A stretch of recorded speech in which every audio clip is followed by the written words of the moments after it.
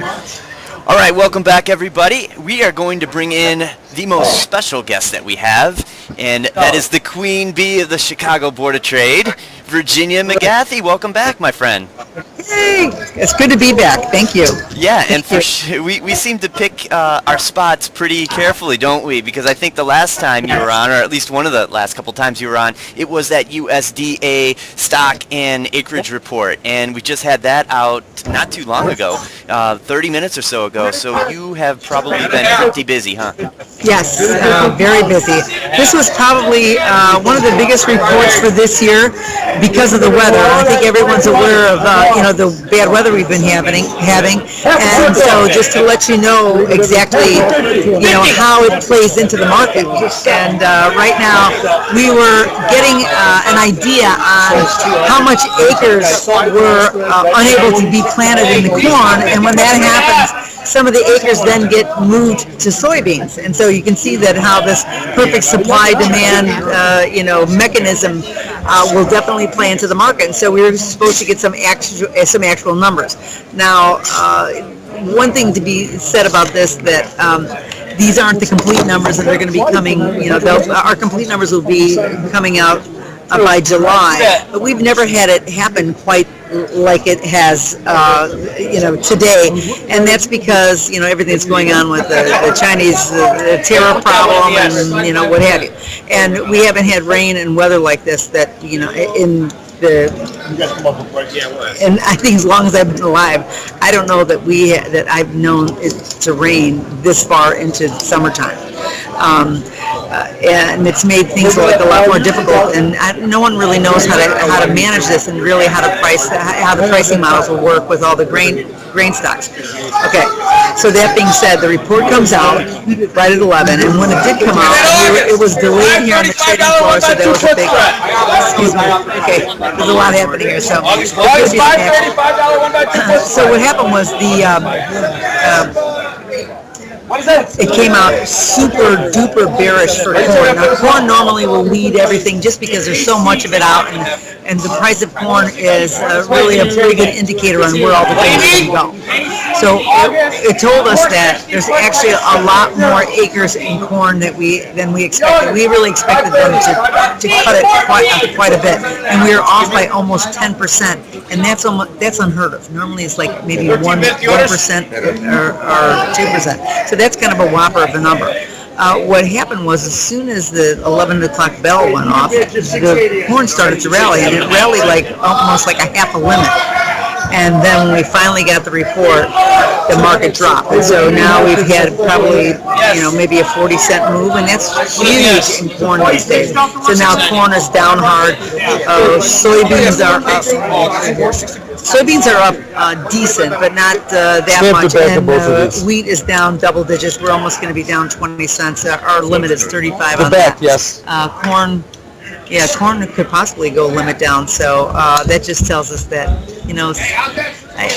I always think about this with the grain market, right? Rain makes grain. And sometimes, even the Monsanto makes those seeds that, that kind of can battle through any kind of weather at all. So even though we have some scares that the markets are really going to move around. Now, that all being said, I saw a couple of things setting up for the last couple of weeks. The market was really topping off in corn and in wheat for sure.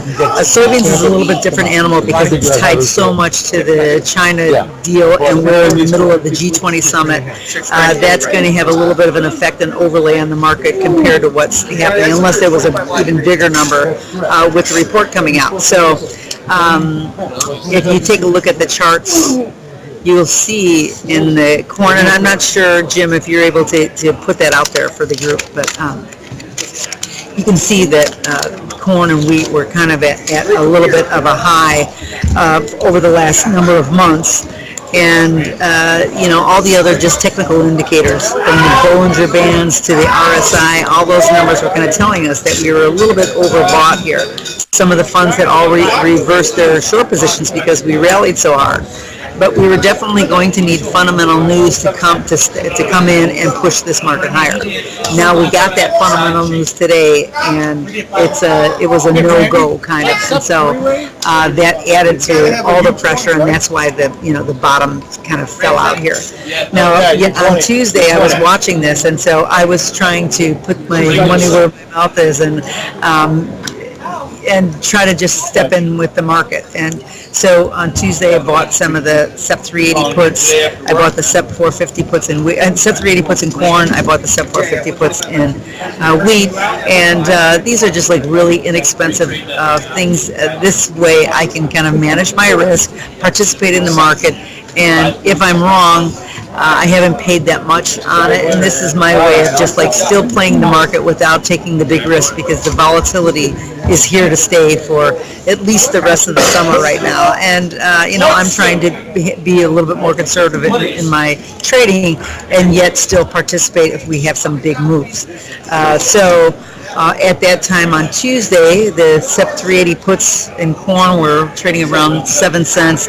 Now it's going to be a lot more. I'm going to send somebody over to go take a look to find out what the prices are today, right now. But even in the SEP 450 puts now for wheat, I bought them at 7/8. They're almost 1 5/8 right now, so that's almost double in 2 days, and the market is still, we're down 20 cents, but as the market continues to go lower, these things have a tendency to explode. So as far as risk reward ratio from the options perspective, that's a good thing, and so that's something that I participated in. I really wanted to do something in soybeans, but that was just a little bit more tricky, and I just thought that the indicators were telling me two different tales, so I didn't get involved in that one. Now, the other thing too that I try to look at when I'm looking at all the grain markets is the hogs and the cattle market, because the livestock market is really tied to the grains right now.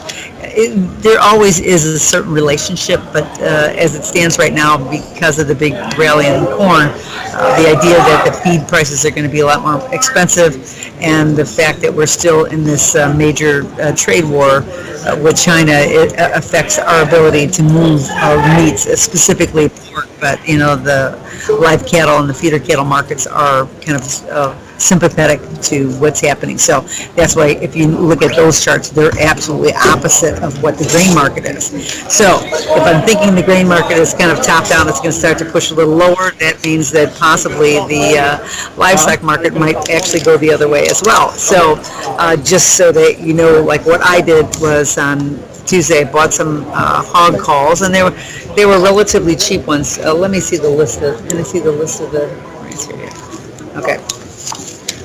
In the hogs, I bought the August 90 calls, and I paid a 7.5. So that's relatively cheap right now. And I think that now that the hogs, let me take a look.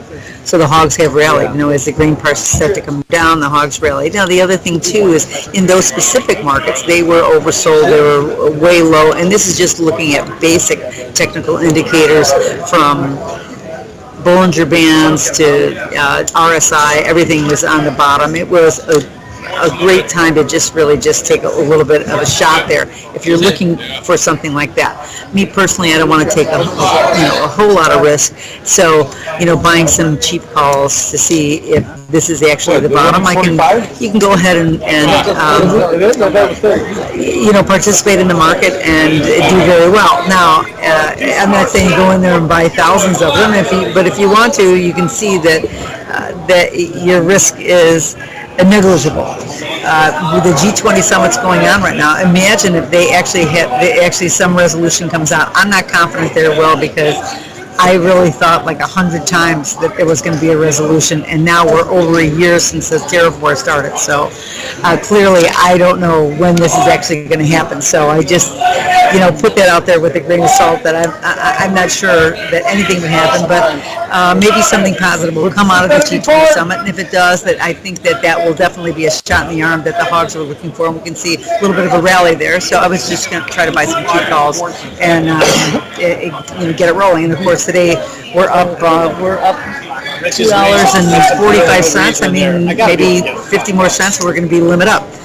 So it looks like a great deal. Now, of course, I'm telling you after the fact here, but this is all I've got going on. Corn is? Okay, I just got the report right now that corn is limit down right now, so.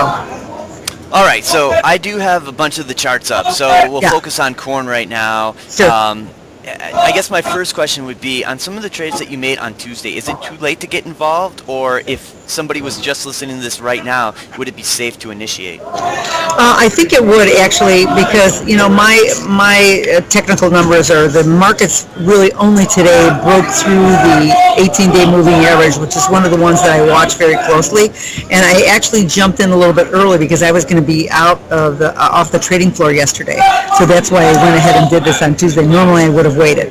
I don't think it's too late, and there's still the price is still pretty negligible at this point. So I bought the sub 380 puts, but I mean, you can, if you want to get something cheaper, you can even buy the sub 350 or 60 puts. I don't know exactly what the prices are right now because everything's moved around somewhat.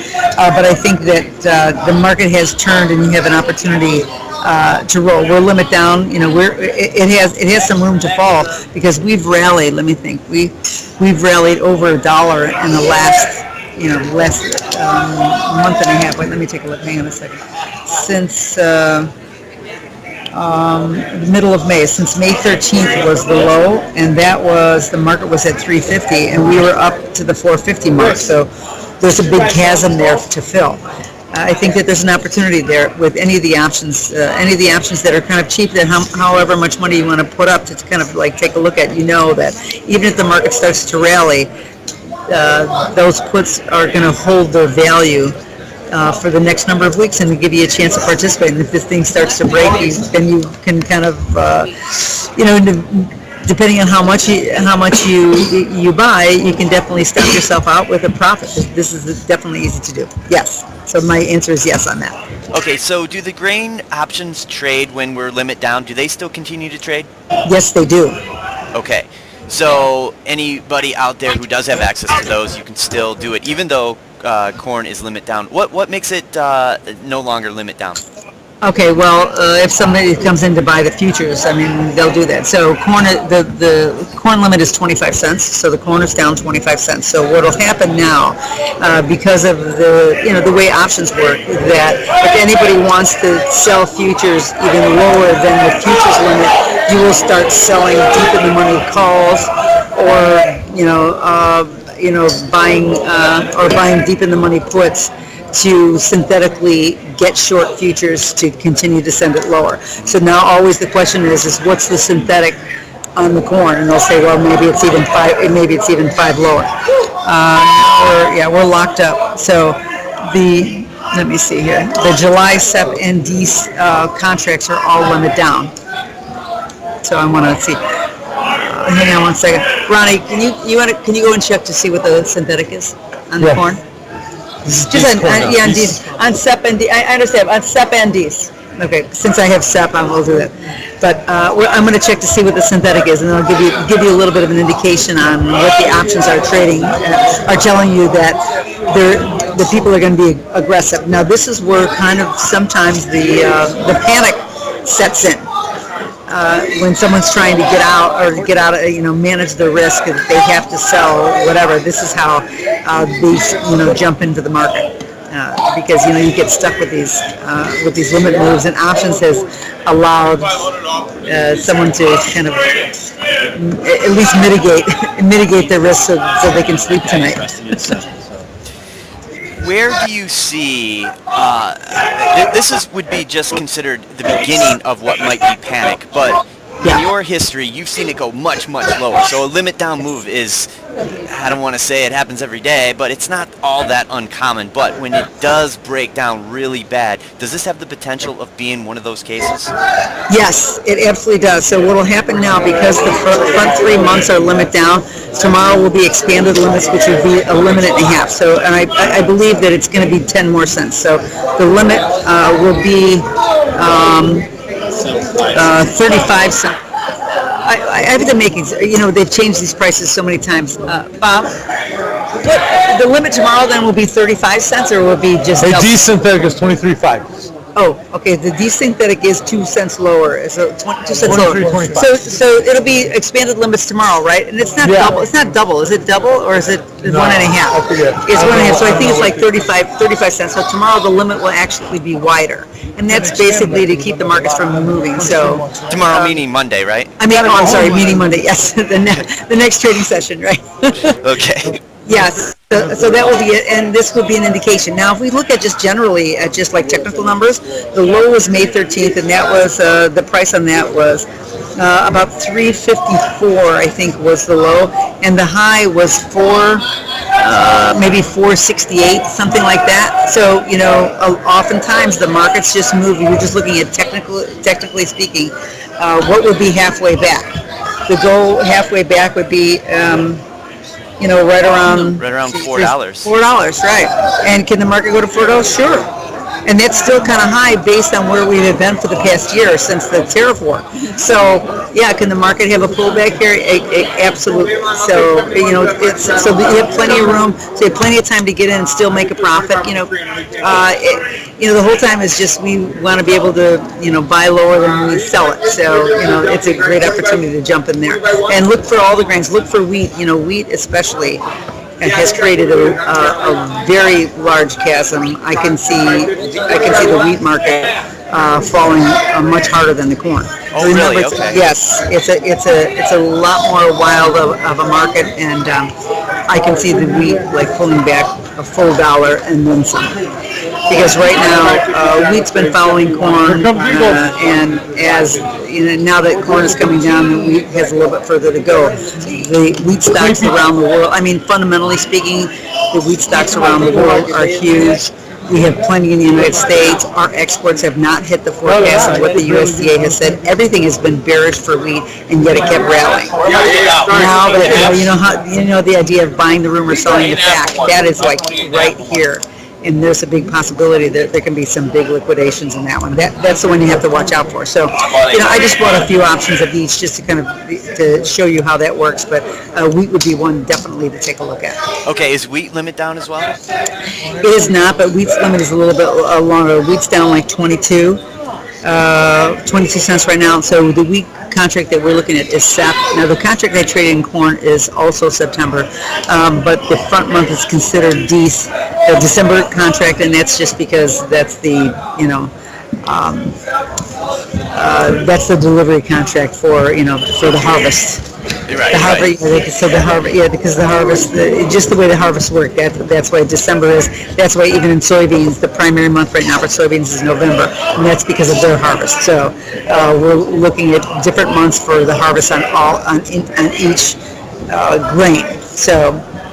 I think that's absolutely something to take a look at. Any of the wheat options right now, because today was the day that actually would trigger the alert from my standpoint, from what I look at all the time. So anything across the board, and of course it always comes on a report day, and whenever there's a whopper of a number, you're going to see a big movement. And as you look down, as you look at the charts, let's say that you're just going to look at the high-low. Of a chart, just a linear chart across the board, a daily bar chart. That's what I'm thinking of. You look at a daily bar chart. The desynthetic is 4.5 bid for 200. The desynthetic. Okay. So, so somebody's trying to buy some of that desynthetic in corn. But what I'm saying is, looking at a bar chart, you can go back over a year and look at and denote all the crop reports, and you can see that there's always like big movement around the crop reports, but they're the number one indicator of which direction the market's going to start to go. So while you feel like, oh my God, I missed 20 cents on this thing, the whole deal is over, no, it really isn't. There's plenty of opportunities to still get in, and let's use this as a real indicator that yes, you are correct. Okay, so not everyone can buy the low and sell the high. So I've stopped trying to do that decades ago. But getting on board of a moving market. So whether it's on the downside, if the trend starts to pick up, if the momentum picks up on the downside, it's the same thing as if the momentum picks up on the upside, and you just want to get on that train, ride it as much as you can, take your money off the table, and then look for the next opportunity. Okay, Ginny, some Yes. of our listeners may not be aware of what you mean when you say somebody's buying the D's synthetic and what it actually means. So, can you give kind of a definition for that and what it actually means as far as the market, and then how somebody out there might be able to trade off of that information? Oh, correct. So what that means is somebody is stepping up and saying that they will. If you want to sell, you want to sell your corn. Okay, of course it's limit down, which means that the market is offered 25 cents lower. But there's somebody standing there saying that I will buy futures a half a cent lower than that, and they're using an option that is synthetically convertible to a future. So if you sold a call, it would convert to futures almost overnight, and on Monday morning you would be short futures. And it's gonna be exactly. So when I say it's synthetic, I mean exactly. It doesn't really change that you were locked into a synthetic option. That it's definitely going to move 1-to-1 with what the future is. But it's as if it's as if that there isn't a limit down, that you're selling it below it, as if the market is continuing to trade. And that's for somebody who wants to get out. Correct. So somebody wants to get out. There's somebody there that's bidding synthetically a half a cent lower. So if you really want to get out, you can go ahead and sell it below what the limit down number is, so that you can actually get out and sleep at night. Yes. Yeah. So, but what does that imply for let's say a retail trader who might be trying to take in this information? Does that imply more downside? Not necessarily. So you're saying, well, it isn't a total washout. Where I mean, what would you think if I said there's somebody offering 20 cents lower than that? Which means like, wow. Yeah, that's a big. We're actually a double limit lower. Right. That could cause even more of a panic. Now, there's a lot of people that know that this report was coming, and we know that it was going to be very meaningful. A few people like even up their position, but it's kind of interesting that it happened to be on a Friday. It's the last day of the month. It is right as the G20 summit's going on, and we're in the middle of summer into a troubled planting season and growing season, all happening where we're going to have 2 days to digest this. That's where, it's a little bit of a bewitching hour today to kind of get yourself set up. And come Monday, we're going to see either more follow through, or everyone is going to wake up over the weekend to exactly what's going on. So it's going to give everyone 2 days to digest what's happening, and then to step in and do whatever they need to do. Remember that even though you're a speculator or a trader, there are a lot of people that depend on these numbers, and that have to, producers and things that actually are end users in these grains. We have to participate in these markets because it's incumbent on what their business is, whether it's General Foods trying to make cereal, or ethanol for corn. All these people are going to have to buy it or sell it. If you have grain elevators that are really loaded up with a lot of old grains, they want to sell it out. So you've seen farmers trying to get rid of their old stocks, their old crops, knowing that new ones are going to be coming in the next couple of months. All those things are definitely going to activate someone to start trading. Okay, now let's turn our attention to the G20 and some of the things that you might be looking at, especially I think we probably want to focus on soybeans, no? Yes. Okay, so let me get a soybean chart going for you. Okay. I know Ginny can't see it, but the listeners can see that I have a soybean chart right next to you. Yeah. Mm-hmm. All right, so soybeans have been on a nice steady upward trajectory since the middle of May. Yes. Let me look at this from a weekly perspective. And we've been somewhat range bound between 9 and 10 for a year now. Correct, and that's because of the tariff war. It really stopped everything. There was talk that Okay. Yeah. So I've got customers calling in, and we've got things going on here. Do something. Okay. Oh, good. So we have some people that want to start participating in some of these markets here in the corn and in the soybeans. So I have customers calling that they're in their own little panic. But in saying that these markets are kind of crazy. Okay, we got the G20 summit coming up. We have been saddled with all of our soybeans. I think that literally we're looking at numbers we haven't seen since like 1990. So that's almost 30 years. It's almost 30 years, and that just tells you that we're like unfamiliar with what's happening here. One of the real challenges is a lot of the big experts are worried that a lot of the big experts are worried that this is going to be a long-term trouble, and that even if we do find a resolution, that China is going to just stay with buying Brazilian corn. Just to kind of, thumb their nose at the U.S. for doing this. That would be just devastating to a lot of the soybean farmers. And of course, we're having weather issues here to freeze. Normally, you would think these prices would be rally. That's not happening. But you see everybody's yelling here now. Oh, that's the soybean pit starting to pick up. Oh, okay. Sorry, I'm like looking around to try to participate here. Okay, so corn did just come off their limit down. So someone stepped up and said, "Okay, this is I was trying to give you the information so you can. It came off limit down, so that means that this is basically a price that the market's going to trade. So we're trading 25 cents lower, but it can bounce around 4 or 5 cents until the market closes, and that comes in an hour and 15 minutes. So after that, then you'll see a scramble, and I'm confident that the market's probably going to be limit down at the end of the day.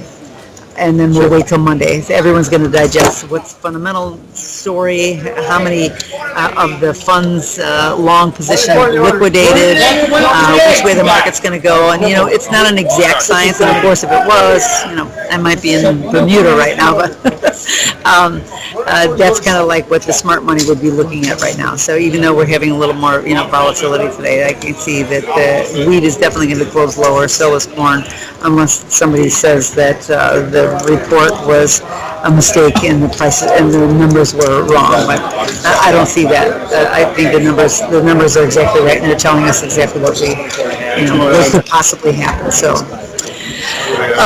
there's that, and that's also going to affect the hog market. I'm not sure if you have people that are trading like hogs and cattle. The hog market is also a big market with the G20 summit as well. Maybe even much more than soybeans. They're devastated by the shut-off of being able to ship any of the pork to China, because they were the number one consumer of pork from the U.S., and the number two was Mexico. So you imagine when they had the two tariffs, they had everybody going crazy here. But what's interesting is that as time has gone on, the hog market has just fallen apart, just because they expected the resolution to come and we're going to start shipping things over to China.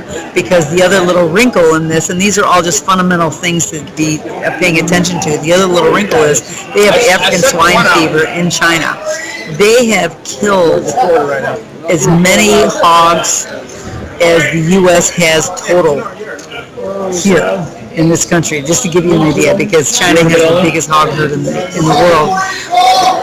But the African swine fever has basically, kind of devastated their herds, and just to show you how big it is. So at some point, they're going to be in super duper need of pork products, but the tariffs are absolutely just, closing the door on that right now. And so even with all the supplies that we have, we're not able to transport. That's why these prices are low. What's going on in all the grains and even in livestock is the absolute economic, the economic mechanisms of supply and demand. And so that's why we're seeing the market going up and down. It's been happening a lot in the hogs, somewhat in the soybeans, but now in the grains, because we've been depressed for a long time. And we're in the middle of summer and the growing season. I expect we're going to have a lot more volatility. Okay, so is the way to play hogs to the upside based on what you're saying? Yes. Okay, and how far out would you buy options? I bought options. They're a little bit on the expensive side. I did, but I did buy some hog calls. I bought the 90 calls. Now we are at.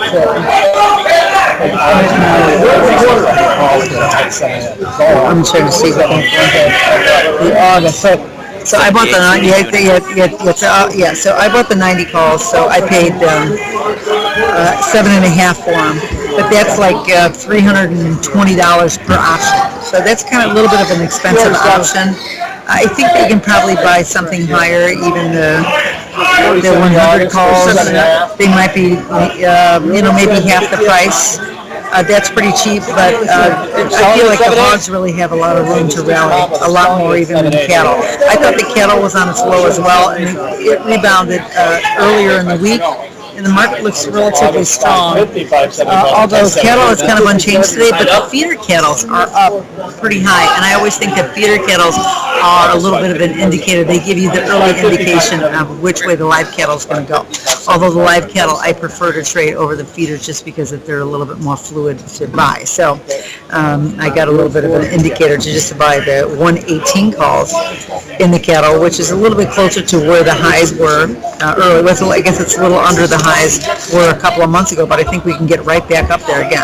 I bought those for just $10, which is about $40 per option. So that was pretty good. You can buy a couple of those just to kind of like try it. As you start to get involved and start to watch how these markets swing up and down, we can continue to talk about this. Every month or every couple of weeks, is try to take a look at different ideas right along the same line to get into the market and participate, and be sure that you can completely watch your downside. Just by buying calls or buying puts will give you an opportunity that you can sleep at night and still participate in an active market. All right, Ginny. So let's say we come in with a very positive tone coming out of the G20 on Monday. What market moves the most? Do you think it's hogs or do you think it's soybeans? I think that it's hogs. Okay. And I think it'll be hogs, and I'll tell you why on that. As much as soybeans, we would love to see that going well. This crop report really put the damper on corn and wheat, and oftentimes these markets are sympathetic to each other, like grains to each other, and of course the livestock to each other. And with corn and wheat down so hard, they're going to drag on soybeans somewhat, that even if there's something positive, we'll see a little bit of a pop, but we won't see anything like you'll see in hogs. If there's something positive, you're going to see a huge jump in the hogs, and it'll take the cattle along with it. So that whole complex should rally. Soybeans will rally, but not as much, because corn and wheat will be down. All right, Ginny. Well, you still have about an hour to go in the markets, and I'm going to let you get back to work. But thank you so much for joining us today. This was so educational. I can't thank you enough. It's a pleasure. It's always a pleasure to be with you, Jim, and your folks. So hang in there and listen. We have a lot more volatility ahead, so there's going to be opportunities left and right, and I'll just keep bringing to you anything that I can share and help your listeners out. Absolutely, and you will be a very much appreciated and frequent guest. Thank you so much, Ginny. Okay. Thanks, Jim. Okay. Bye-bye.